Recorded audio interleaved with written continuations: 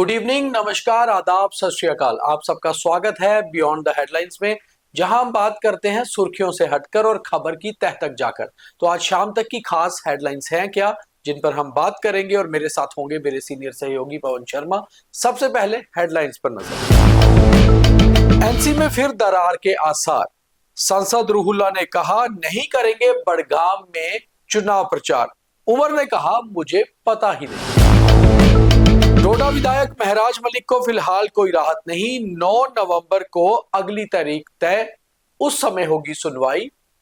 क्या महराज मलिक राज्यसभा चुनावों में देंगे वोट, इसका फैसला होगा 18 अक्टूबर। लद्दाख हिंसा मामले में एनएसए के तहत गिरफ्तार सोनम वांगचुक मामले में सुप्रीम कोर्ट ने कल यानी 15 अक्टूबर तक टाला मामला।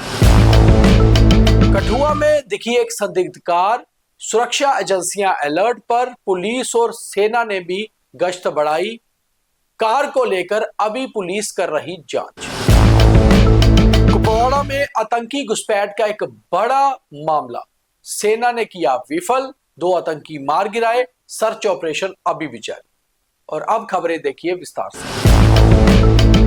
बड़गाम और नगरोटा में होने वाले उपचुनाव से पहले नेशनल कॉन्फ्रेंस में अंतरकला नजर आने लगी है, और ये अंतरकला ऐसी है कि जिससे बड़गाम सीट पर भी खतरा मंडरा सकता है। नेशनल कॉन्फ्रेंस के श्रीनगर से युवा सांसद आगा सैयद रूहुल्लाह ने कहा है कि वो बड़गाम सीट के लिए कैंपेन नहीं करेंगे। हालांकि बड़गाम उन्हीं के संसदीय क्षेत्र में आता है। और वहीं जब मुख्यमंत्री उमर अब्दुल्ला से इस बाबत पूछा गया आज मीडिया द्वारा, तो उमर अब्दुल्ला का साफ कहना था कि उन्हें तो इस बारे में कुछ पता ही नहीं है। तो पवन जी, क्या दरार नजर आ रही है दोबारा पार्टी में? दरार तो पड़ चुकी है। और बड़गांव में तो इसलिए भी क्योंकि एमपी रागा जो अगर राहुल्ला है, वो पहले भी एनसी के खिलाफ उनकी अनबन चल रही है। जब आरक्षण का मुद्दा शुरू हुआ था, युवाओं के साथ हो लिए थे जी, उसके बाद से लेकर अभी तक किसी भी मंच पर ज्यादा देर तक वो इनके साथ नहीं बैठे। बतौर एमपी वो अपना काम कर रहे हैं, लेकिन पार्टी के भीतर उन्होंने थोड़ी दूरी रखी है।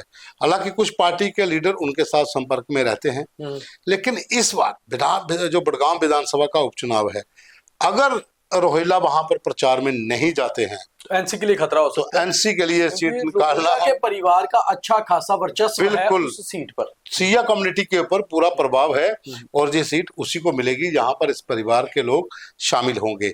जिस तरह से नगरोटा में अब गेम चेंज हो रही है, अनिल शर्मा ने विद्रोह कर दिया है, तो इसी तरह से वहां पर ये वाला अंदर खाते का विद्रोह है। अंतरकला सामने आ गई, अंतरकला सामने है।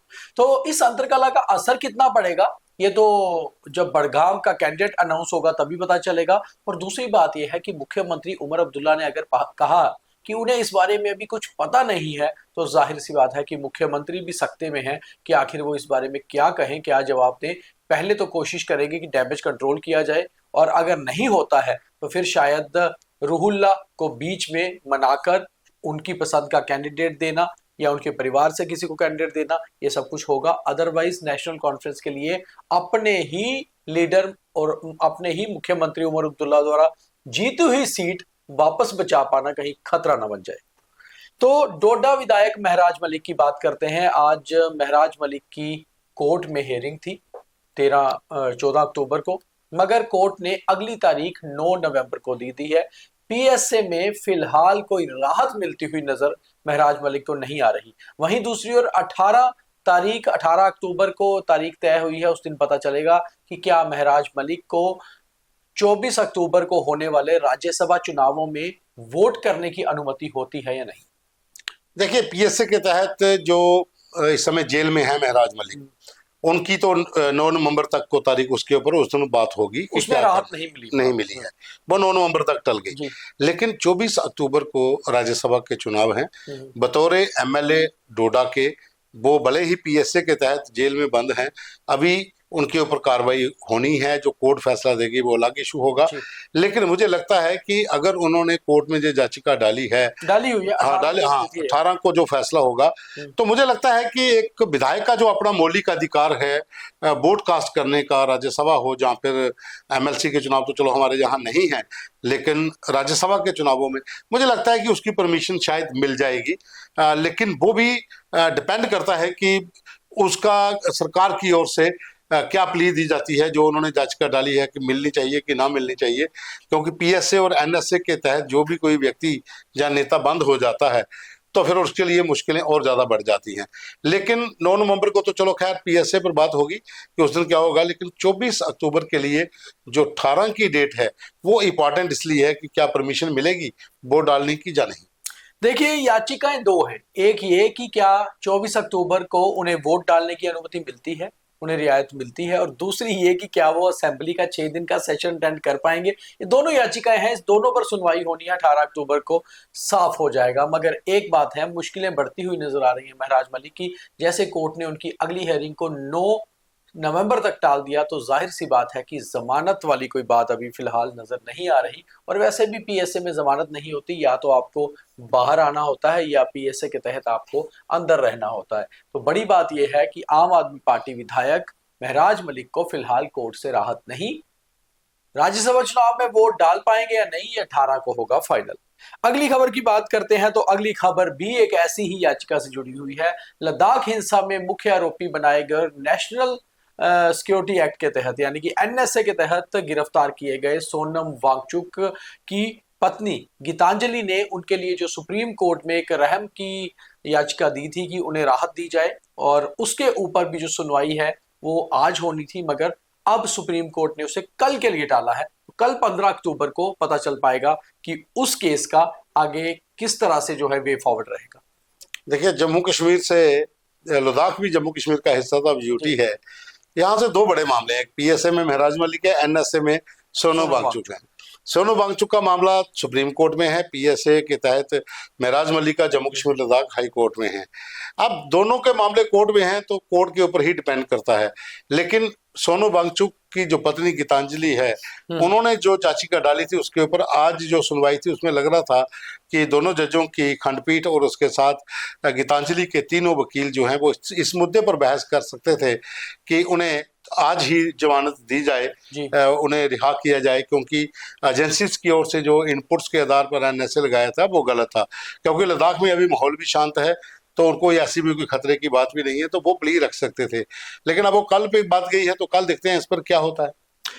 अगली खबर कठुआ से जुड़ी हुई है। सुबह पवन जी ने एक लाइव भी करके एक्सक्लूसिवली बताया था कि कठुआ में आखिर संदिग्ध कार का जो है वायरल वीडियो, जो वायरल खबर हो रही थी, उसके पीछे की सच्चाई है क्या, और उस कार का सारा रहस्य क्या है, उसकी बात करनी भी जरूरी है।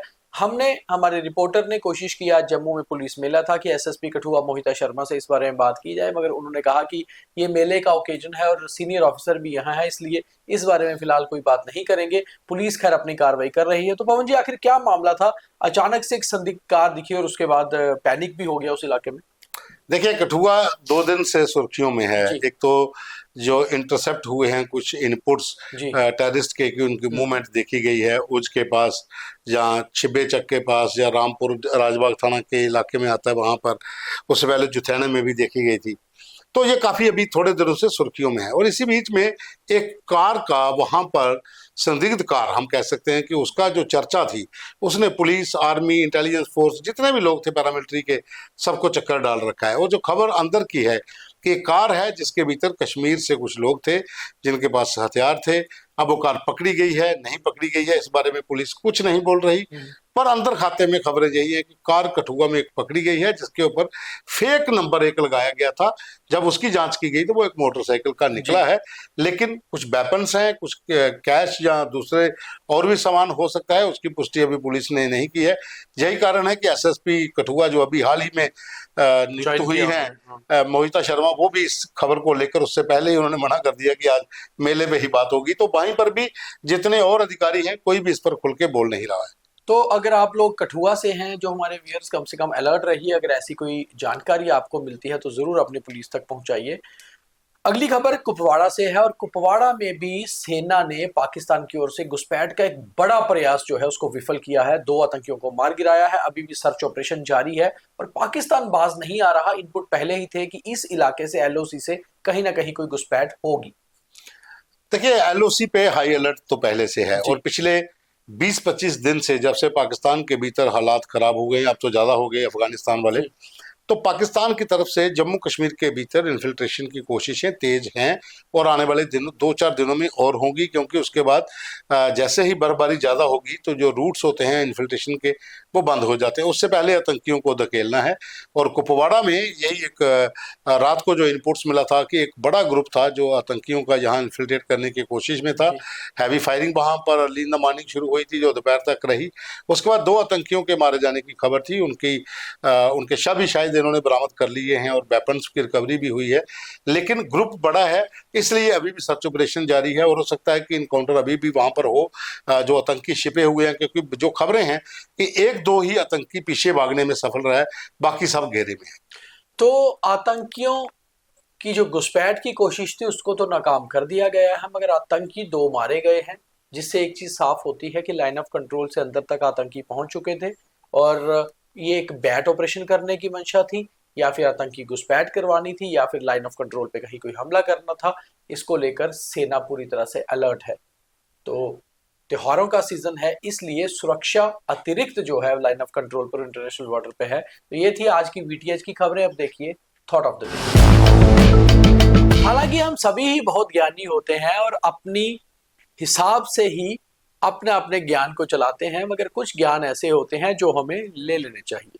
ऐसा ही एक ज्ञान है कि अपनी चादर देख के ही पैर पसारना चाहिए। त्योहारों का सीजन है, हम सब लोग चाहते हैं कि हम बहुत कुछ खरीदें, शॉपिंग करें, मगर जितनी हमारी जेब इजाजत देती है हमें उसी हिसाब से खर्च करना चाहिए, ताकि ये ना हो त्योहार तो निकल जाए मगर उसके बाद हम पछताते रहें। तो इसलिए त्योहार को बहुत अच्छे से मनाइए, खूब शॉपिंग करिए, मगर अपनी पॉकेट देखकर, क्योंकि महंगाई दिन ब दिन बढ़ रही है।